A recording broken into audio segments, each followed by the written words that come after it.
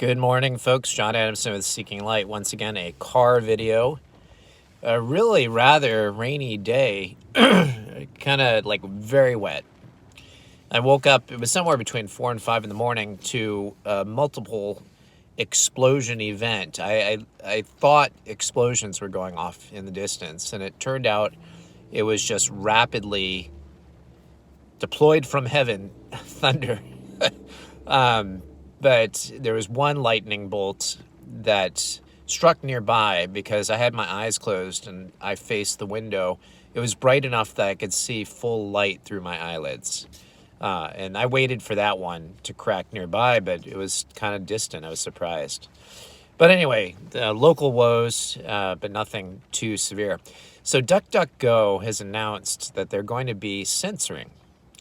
They're going to be censoring Russian disinformation, according to them. Now, if you know anything about the search engine DuckDuckGo, you'll know that they cater to the crowd like me and like many that don't want censorship when we're doing searches. We want to, if we want information, we want to be able to find it. And I went to look up on YouTube today, Russia Today. Now, YouTube is controlled by Google. Obviously, it's not DuckDuckGo.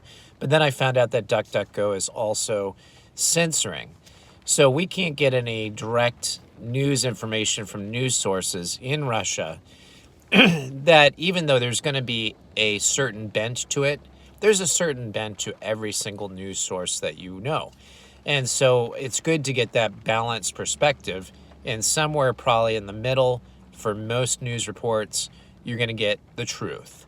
And we've just limited further the truth. And DuckDuckGo, you have failed your mission. Now, what about Zoe Kravitz? I don't know if you've gotten a chance to see The Batman. That's the most recent iteration of the Batman franchise.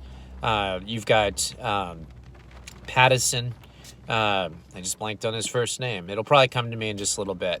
But he plays the Batman. He is most famous for the Twilight series, the vampire who falls in love with what's her name, Kristen something. Anyway, Stewart. So anyway, he plays Batman, and I thought he did a great job. I personally liked the movie. It was a little too long, a little too much, as one person pointed out, too many endings. But anyway, like most stars of movies, they go on their tour to promote their movie, and they get interviewed. And apparently there was some discussion about some video game between the two of them during the interview. And Pattinson is a big buff of games. It's kind of funny. And Zoe Kravitz doesn't play this particular game they were talking about, but he was talking about what he loved about it, and it involved these two main female characters. And one was, I forget the exact details, but they both irritated her because she felt like they were stereotypical of the female role. And basically, why couldn't females be superheroes or super strong in ways that men were? And so I'm going to just camp on that for a minute. There's a big difference between what's called egalitarianism and complementarianism. So what's the difference? And this is words you'll find in the evangelical world. So egalitarianism basically says that women and men can have the very same roles within the church. They have equal capabilities, therefore they should be given equal roles. Thus, female pastors should be a thing. Whereas complementarianism says that women know that even though they're not meant to be pastors, they're equally vital. Men and women need each other. They complement each other. Without each other, they are not fully complete. If you go to first chapters of Genesis, when God creates man and woman, he indicates that they're very good together. It's not that one has a superior position in humanity compared to the other. So, with that said, she bemoans what we would call the lack of what she sees as egalitarianism. Now, why can't we as a society just celebrate the fact that men and women are different? They have strengths that are different. Just as you have different characters in a say, Marvel Universe or DC Universe who have different strengths, and thus they form a team that is able to benefit one from another. Unless you're Superman, then you're just all powerful. But most of these superhero movies have characters that blend their powers together, thus increasing the strength of the whole. And the same thing should be happening in a marriage, in structures where we recognize the strengths of men and women.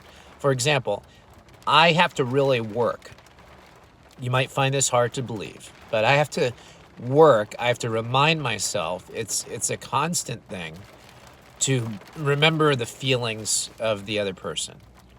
I'm not as bad as some guys, but I definitely fall in the more traditional guy camp. I'm just not as sensitive to the feelings of other people. My philosophy is, what's the problem? Identify how we fix the problem, and then fix it. I don't want to talk about the problem forever. So I'm a problem solver. Whereas my wife, the relational one, is coming in like a typical woman, and women are much better at this, and saying, well, we got to talk through this, and, we're dealing with these emotions based on this problem. It is now starting to sleep. So women have superpowers that men don't, and vice versa. Now, do you have the sensitive guy and the more go-get-'em problem solver woman? Yes, there's definitely situations like that. But for the most part, we are not an egalitarian world. We are complementarian. We complement each other, and so we shouldn't bemoan the fact that men and women will never be fully equal in the sense of our capabilities and our strengths. Thank God for that, because we are able to help each other in a complementarian world. Anyway, maybe I should get home because it's icing up. Hope you're having a great day. Enjoy your weekend. Remember to like and subscribe if you haven't. Take care. God bless.